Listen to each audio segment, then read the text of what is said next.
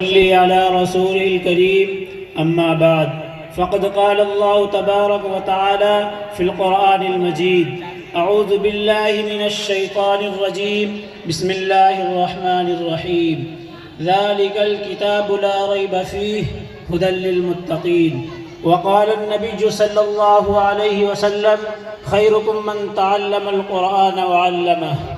الہی رونق اسلام کے سامان پیدا کر، الہی رونق اسلام کے سامان پیدا کر، دلوں میں مومنوں کے الفت قرآن پیدا کر۔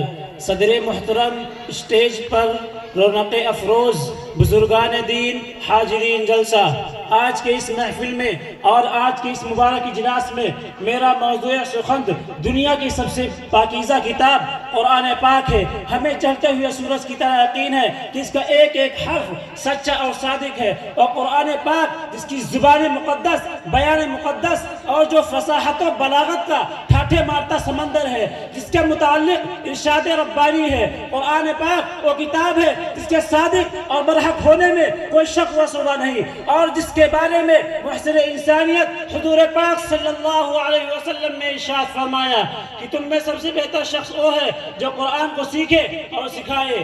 دعا کیجئے کہ خداوند قدوس ہم سب کو قرآن پاک کی دولت سے مالا مال فرمائے، آمین۔ نوجوان دوستو، قرآن پاک رب ذوالجلال کی طرف سے عطا کرتا وہ حسین تحفہ ہے کہ جس نے 23 برس کی قلیل مدت میں پورے عالم میں وہ انقلاب برپا کر دیا کہ بڑے سے بڑے فصحاء، بلغاء، ادباء، شعراء حیران و شدہ رہ گئے، جس کی آیتوں کو سن کر پتھر دل موم ہو گئے۔ دوستو، یہی وہ قرآن ہے جو رہتی دنیا تک کے انسانوں کے لیے سراپا ہدایت و رحمت ہے۔ یہی وہ قرآن ہے جس نے رسول اللہ صلی اللہ علیہ وسلم کی رسالت کو اعجاز بخشا۔ یہی وہ قرآن ہے جس نے پس مردہ قلوب کو تازگی بخشی۔ ہاں، یہ وہی قرآن ہے جس کی برکت سے جنات و شیاطین کا آسمانوں پر جانا بند ہوا۔ یہی وہ قرآن ہے جس کی برکت سے عزت اور افراد کے شام میں نکلنے لگے۔ یہی وہ قرآن ہے جس کی بدولت محبوب حقیقی کی رضا نصیب ہوتی ہے۔ یہی وہ قرآن ہے جو سچائی اور امانت داری کا درس دیتا ہے۔ یہی وہ قرآن ہے جس کی بدولت حضرت عمر فاروق رضی اللہ عنہ کو ایمان نصیب ہوا۔ یہی وہ قرآن ہے جس کی نظیر پیش کرنے سے ساری دنیا عاجز و قاصر رہی۔ یہی وہ قرآن ہے جس کا مثل پیش کرنے سے عرب کے فصیح و بلیغ زبان دانی کا دعویٰ کرنے والوں نے گھٹنے ٹیک دیے۔ یہی وہ قرآن ہے جس نے ضلالت و گمراہی کی دلدل میں پھنسی ہوئی انسانیت کو رشد و ہدایت کا پیغام سنایا۔ یہی وہ قرآن ہے جس کی حفاظت کا وعدہ خود خالق کائنات نے فرمایا۔ یہی وہ قرآن ہے، یہی وہ قرآن ہے جس کی تلاوت میں دلوں کے واسطے فرحت و بشاشت کا سامان ہے۔ یہی وہ قرآن ہے جس نے ذہنی قوتوں کو جلا بخشا۔ یہی وہ قرآن ہے جس کی برکت سے اجڑے چمن میں بہار پیدا ہوئی۔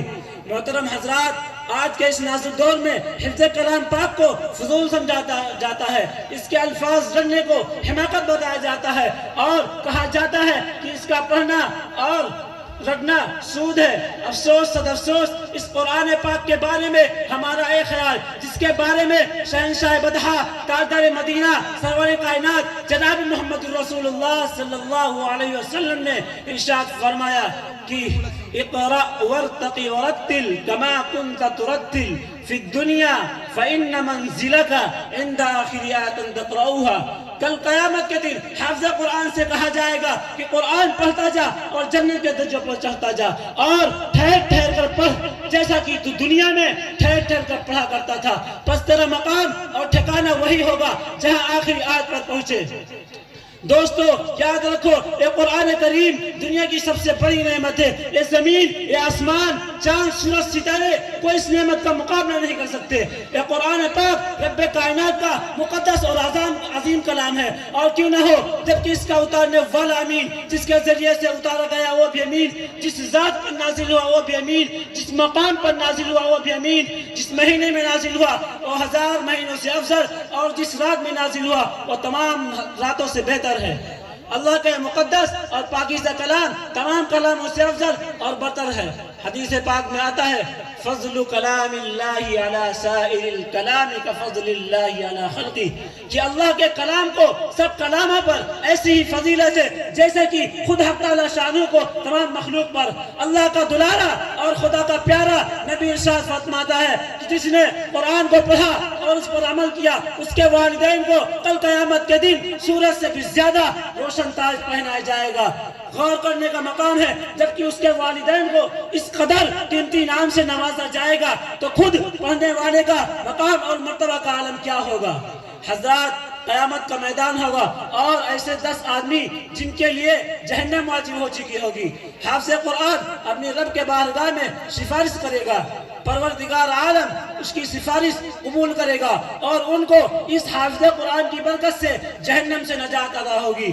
مسلمانوں، قرآن کریم وہ عظیم برکت اور سعادت ہے، روح خداوندی ہے اور معدن حیات اور سرچشمہ زندگی ہے۔ اور اب قوم جو پشت سے مردہ چلی آ رہی تھی، دنیا جس کو ذلیل اور حقیر جانتی تھی، کوئی ان کو اونٹ کی میگنیوں میں کھیلنے والا سمجھتا تھا، کوئی ان کو جاہل عرب کا خطاب دیتا، کوئی ان کو جاہلین مکہ کہتا، لیکن جب قرآن آیا جن کا نام جہلائے عرب تھا صحابہ کرام ہو گیا، اور جن کو نفرت سے یاد کیا جاتا تھا رضی اللہ عنہ ورضوا عنہ کا اعزاز ملا۔ جس زبانہ کا نام جاہلیت تھا اس کا نام خیر القرون ہو گیا۔ وہ مردہ قوم جو کروٹ نہیں لے سکتی تھی، طاقت و قوت سے ایسی لیس ہو گئی کہ جس نے کیسر و کسریٰ کا غرور خاک میں ملا دیا اور بڑی بڑی سلطنتوں اور حکومتوں کا تختہ الٹ دیا۔ محترم دوستو، قرآن آیا تو زمان و مکان میں زندگی آئی، قرآن آیا تو عدل و مساوات کا پیغام آیا، قرآن آیا تو مذہب اسلام پھیلا، قرآن آیا تو مردہ قوم زندہ ہوئی، قرآن آیا تو کیسر و کسریٰ کا غرور خاک میں ملا، قرآن آیا تو بادل کے لہراتے جھنڈے ٹوٹ پڑے، قرآن آیا تو کفر شرک دم توڑ گیا، قرآن آیا تو ساری کائنات کو نور ملا، قرآن آیا تو انسانوں کے پجاری خدا کے پرستار بنے، قرآن آیا تو امن امان اور سلامتی آئی، قرآن آیا تو گلشتہ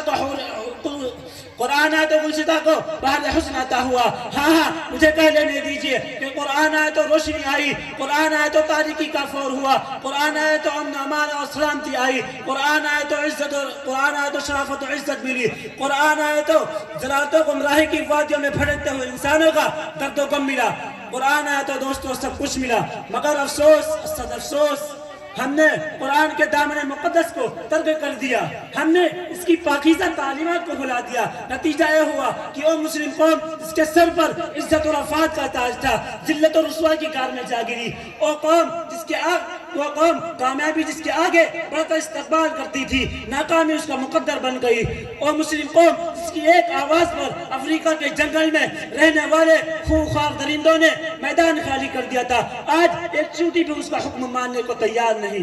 وہ قوم جس نے کبھی حکومت و سلطنت کا فریضہ انجام دیا تھا، آج غلامانہ زندگی بسر کر رہی ہے۔ وہ قوم جن پر کبھی تاریخ نازا تھی، آج ماتم گناہ ہے۔ وہ قوم جس کی ماضی روشن اور تابناک تھی، حال و مستقبل اس کی تاریخ ہے۔ مسلمانوں سمجھو اور ہوشیار ہو جاؤ، غفلت کا پردہ چاک کرو، قرآن پاک سے وابستہ ہو جاؤ، ورنہ یاد رکھو تاریخ ہمیں کبھی معاف نہیں کرے گی۔ اگر ہم ماضی کی طرح حال و مستقبل کو روشن اور تابناک بنانا چاہتے ہیں تو ہمیں قرآن پاک سے وابستہ ہونا ہوگا، اسے سینے سے لگانا ہوگا۔ اگر ہم چاہتے ہیں کہ دنیا کے ساتھ ہماری آخرت بھی سنور جائے تو اس کی پاکیزہ تعلیمات پر عمل کرنا ہوگا۔ خدا نخواستہ آج ہم نے اپنے بچوں کو 2 پیسے کی لالچ میں دین سے دور رکھا اور ہماری نظر اخروی نعمتوں کے بجائے دنیاوی ڈگریوں پر رہی، تو یاد رکھیے خدا کے ہاں ہمیں جواب دینا ہوگا۔ اسی پر میں اپنی تقریر کو ختم کرتا ہوں اور دعا کیجئے کہ اللہ تعالیٰ تمام مسلمانوں کو قرآن سیکھنے اور سکھانے اور اس پر عمل کرنے کی توفیق نصیب فرمائے۔ آمین۔ وما علینا الا البلاغ۔